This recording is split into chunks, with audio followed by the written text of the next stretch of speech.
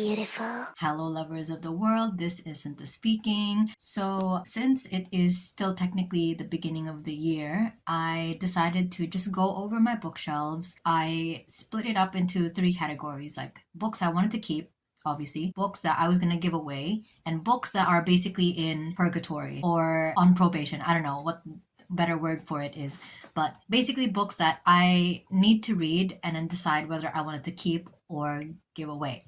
So here is the books that basically on my read and then decide if I want to unhaul list. And I thought I'd go over them with you today. So most of the books I buy are all secondhand. Either I buy them at thrift stores or I go buy them at secondhand bookstores. I don't really like buying books firsthand because they tend to be so much more expensive than what I am able to spend on books at this moment in my life. And I think every time I go into a store, I am always flabbergasted at the sheer volume of books that exist. And I always feel a bit anxious about how much like stuff we're just pumping out. Let's just go over the books. So from the top, I'm thinking of unhauling Normal People by Sally Rooney. The reason why I bought this in the first place is because I kept hearing so many good things about it. And I just figured that since it was so cheap, I just remember this being like ridiculously cheap and like it is in such good condition. And so I guess because of the cheap price and the fact that I've heard so many good things about this, like I was like, okay, why not? Yeah, I need to read this. At least I'm gonna like try to get like halfway through, and then if I'm not feeling it, then it goes away basically. So I really want to be more brutal with the books that I decide to keep because I like collecting books. I can't really do that if books that I'm not really feeling are taking up space. I'm starting to get fed up by my hoarding tendencies. So that's why if I don't like it, it just goes straight out. And then I found this most of the time as well when I buy these books because I find them at thrift stores or secondhand stores. Part of the allure of buying them is that serendipityness of it all. Like, oh my gosh, like this author or this book I found like just by hunting. I think the thrill of finding something like that, like a lucky pull or a lucky find, adds to the magic of buying it. But I think I'm gonna try and be just so much more selective when it comes to buying books. And it also depends as well if I go somewhere and well, if I'm in a new city or in a new country, I want to buy books to remember being in that city in.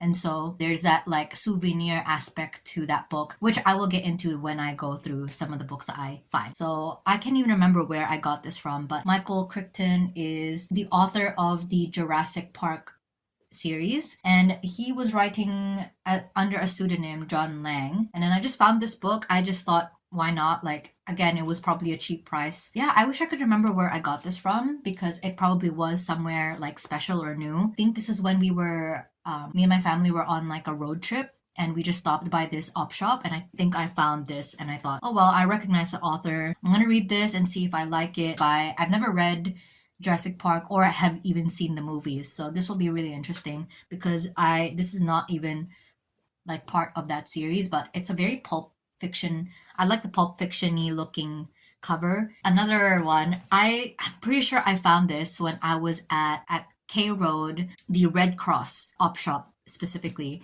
And I remember thinking like, whoa, this is like such a really good condition. Like you can tell it's been read, but for a paperback, it's in really good condition. And this is a really popular book. I know it's really popular in TikTok because of the very controversial ending. So A Little Life by Hanya Yanagihara. The thing is, I actually have another book of hers called People in the Trees. I haven't even read that either. I just remember being really, really enamored with the premise of that book, but I haven't read that book either. So I'm keeping that in my bookshelf because that is a premise that I'm actually really interested in. But I remember just buying this because I thought, might as well. And the price tag is still in there. And if you can see, it was literally $1. I was like, the frick, it's such a steal. And honestly, I'm not really looking forward to reading this more so than the others because I am aware of how it ends and it's like controversial like themes. So, and look at how big it is. Like I'm not really looking forward to it. So try my best with this one. But again, if I don't like it, it's going away. And then I remember this from the Newmarket Dove op shop. And I remember picking this up and being like, what the frick? This is such a cool cover. I've never heard of this author. I think I was intrigued by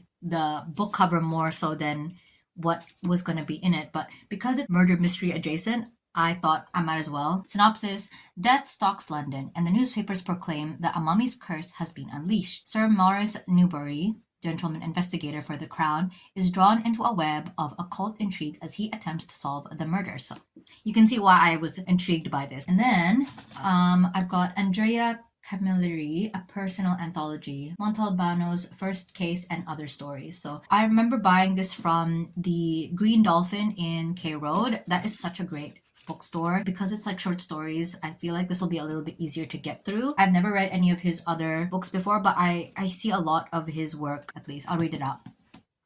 Inspector Montalbano has charmed readers over the course of 20 best-selling novels.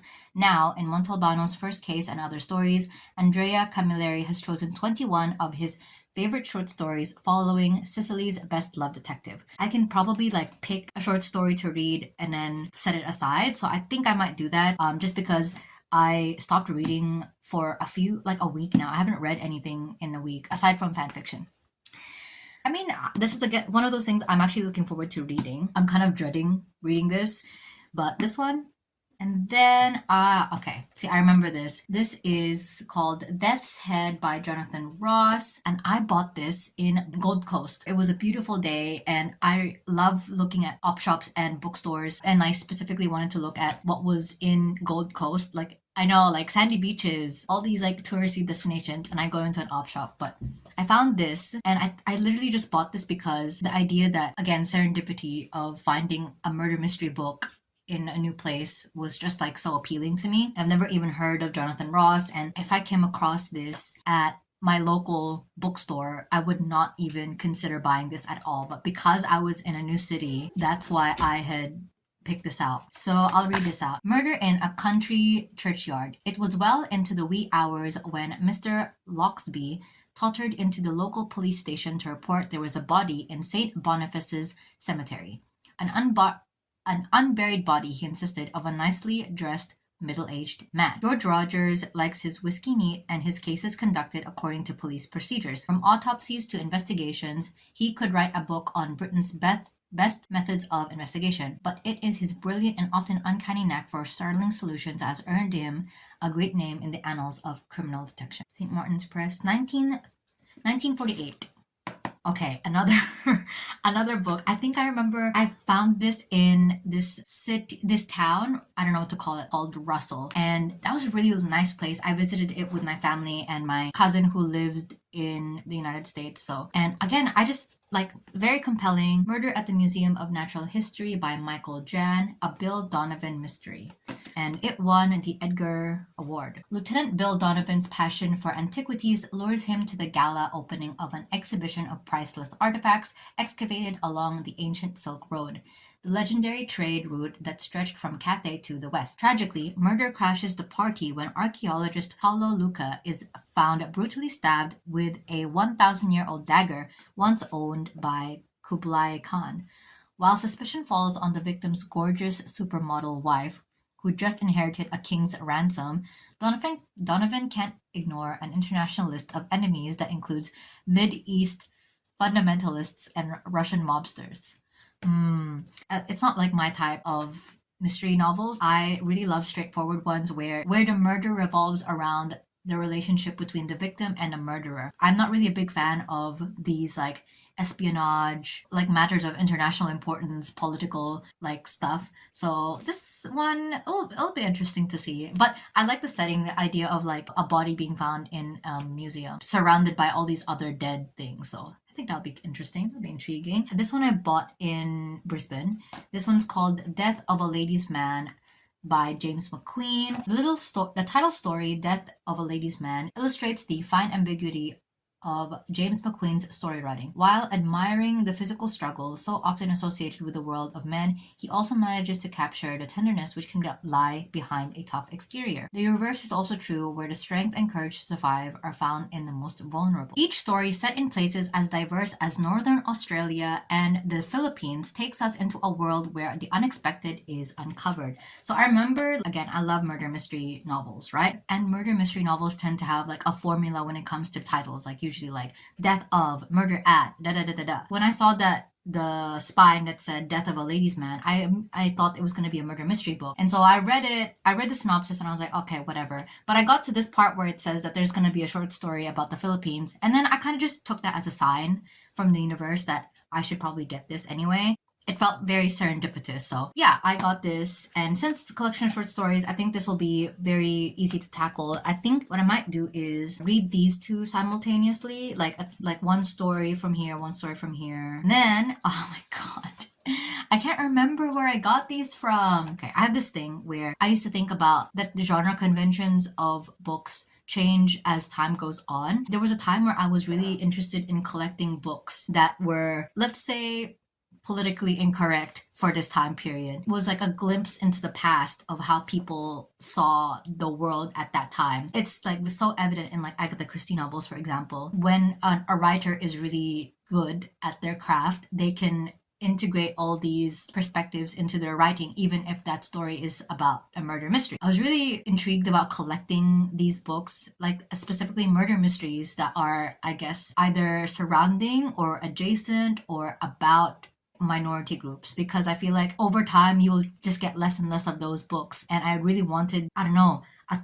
to see, like, to almost like a preservation of what people thought of at the time. And so this is an example of like me wanting to collect something like that. So these are super pulpy, and like obviously by our standards this is kind of misogynistic, like the way that women are portrayed in these short stories. I don't even know what this is about, but I was just so intrigued by these covers because I'm like, what the F is this going to be about? So this one's called The Mistress. She's a stripper stacked for love at a gambling joint where the odds are stacked for murder. Okay. The Carter Brown Mystery Series. It was a plush gambling joint with dice tables at the rear and a well-stacked stripper out the front. The stripper's name was Gabrielle, and she played taps for 3 corpses. When Al Wheeler came into the scene, he figured he'd hit it lucky because there was nothing he enjoyed more than a murder case that gave him a chance to get down to facts. Bare facts. Free-willing Al Wheeler, unorthodox cop, matched his wits with a stripper and the syndicate of this racy thriller, and the stakes are high as he bets his life that he can beat a killer at the game of murder. Okay. Okay. Oh my god, is this a porn book? I don't know. And then the other one is called The Sometime Wife. They carried on their scandalous marital games from a beach shack to boardroom until one of them proved all's fair in love and murder. Do you do you believe in sex at first sight? Murmured Mrs. Randolph to the private detective. Danny Boyd's impetuous client was wearing a bikini just to show she had nothing to hide. Except the truth. 3 lovely lying ladies do their best to sidetrack Private Eye Danny Boyd as he tries to unravel their marital mix-ups which include errant husbands, jealous lovers, and a corpse who keeps switching wives. This is so funny. Like, okay, I feel like I want to keep these now just because of how funny they are. I'm scared. Like, the scared I am to read this is a different scared to read this. Like, I'm afraid of what I'm gonna find in this. This one I bought in Brisbane. Joan Hess, A Conventional Corpse, a Claire Malloy mystery. I'm excited for this one because I remember the premise was really interesting. A convention of murder writers, and the protagonist is, I think, an organizer of that. And then someone dies, obviously, and she tries to find out who did it, because not only is she the organizer of the event, but she is also a fan of murder mysteries. Excited to read this, and it seems manageable. So, and then this one, H.R.F. Keating, The Perfect Murder, a Hamelin whodunit. I love these this style of illustration of books. I'm pretty sure I bought this purely because of the cover. Like, I can't imagine why else. I don't even know who this guy is. It is just Inspector Goats luck to be landed with the case of the perfect murder at the start of his career with the Bombay police. For in this baffling crime, there's no corpse. Also, he has the cunning business tycoon Lalavarda to contend with, and to add to his troubles, he finds himself saddled with investigating the mysterious theft of 1 rupee from the desk of the Minister of Police Affairs and Arts. Right. And then, okay, I remember buying this in Brisbane. Simon Brent, a Charles Paris mystery, Dead Giveaway. I remember like being on the fence about buying this book, and then I decided to like read the first few pages and was sufficiently intrigued to buy it. So, but obviously not intrigued enough to have read it. I went to Brisbane like 2 years ago. I still haven't read this. So, killing time on TV. Charles Paris believes that even a bit part on a new TV game show is better than no part at all. But this small spot means big trouble. Someone has slipped cyanide to the show's host right on camera, and only Charles knows why the pretty girl accused of the crime couldn't have done it. Finding the real killer will take more than a spin from the wheel of fortune and lead Charles into the deadly world of primetime television, where the pursuit of ratings and riches can be a mysterious obsession. Okay. I mean, I also really like this cover. And again, I think this guy is like a really popular writer. I'm not sure. I'm trying to get rid of that. I'm actually really sad though. Like this book and like all the stuff that I bought from other cities, like the idea of like parting with basically souvenirs from those cities is making me sad, but like I just gotta get rid of some books, man, like in order to make room for more books, clearly. 3 more to go. 4 more to go. This one is Martha Grimes, best-selling author of Five Bells and Bladebone. The Dirty Duck. I literally bought this because it's cool. I like this font, very vintage. Nothing ever happens in Stratford, insisted Superintendent Richard, jury of Scotland Yard. Unfortunately, he was wrong. Besides the stage murders committed nightly at the Royal Shakespeare Theatre, a real one had been performed not far from the Dirty Duck, a popular pub. The victim had been a member of an exclusive tour group. The murderer seemed to belong to exclusive group 2, those rare homicidal maniacs compelled to leave intentional clue, in this case a fragment of Elizabethan verse. Now a 9-year-old boy from the same tour had vanished, and Superintendent Jury was worried, for if the killer intended to finish the rhyme, would it spell death for Stratford with each line? Oh my god. It's giving serial killer. It's giving the ABC murders. Oh my god. I'm gonna say something that if you're not Gen Z and if you're not chronically online on Twitter, you're not gonna understand this, but this book low-key reheating the ABC murder nachos. Bro. I wish I had somebody who understood that joke. Okay, I have no idea where I got this from, but these 3 books I've had for, oh my goodness, I think I've had these for like 5. So I've got this book by Ernest Hemingway, The Torrents of Spring, early gem from the greatest American writer of the 20th century. Is this a novella? I think I bought this because I was like, ooh, Ernest. I'm pretty sure I got this because I was like, ooh, Ernest Hemingway, I'm so intellectual, but clearly not because I haven't read this yet. I don't know if I'm ever gonna read this, but I might as well just try.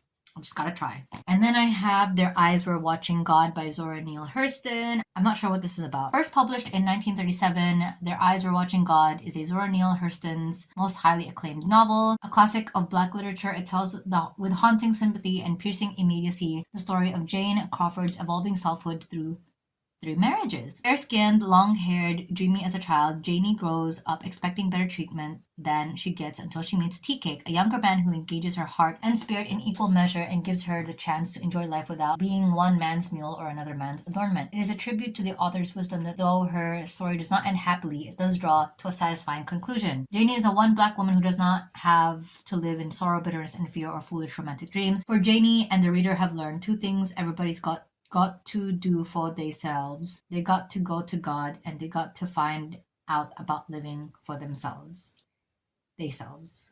Oh my god. I gotta read this because I feel like I owe it to Zora Neale Hurston. I have a level of respect for Zora Neale Hurston that I don't have as much for with Ernest Hemingway. I'm like, I could throw this away tomorrow, but I can't I have to try and read this. So this will be hard, I think. Like I am such a softie.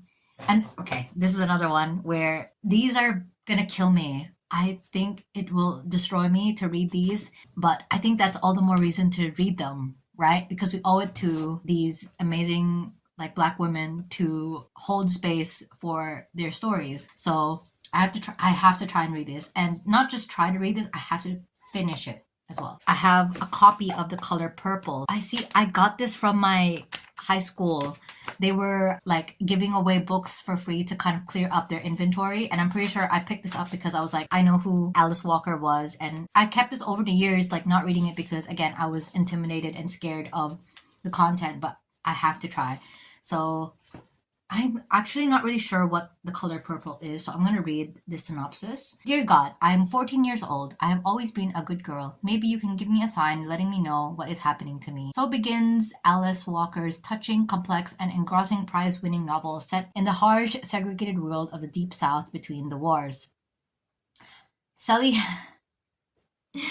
Sally has been raped by the man she calls father. Her two children are taken away from her. She has been forced into an ugly marriage. She has no one to talk to but God. Then she meets Shug Avery, singer and magic woman, and Sally discovers not the pain of female rivalry, but the love and support of women. This is so. I like genuinely one thing I cannot handle. It's like sexual violence. It is deeply disturbing to me as a woman, but I think like it's so hard for me to push myself to engage with media like this, but I must. Like again, I have to push myself out of my comfort zone. Like this is gonna be so deeply hard. If I can get through the book, I can get through the movie, and then I can get through the musical. The movie musical adapted from the movie and the book. I have to be strong. I have to be strong.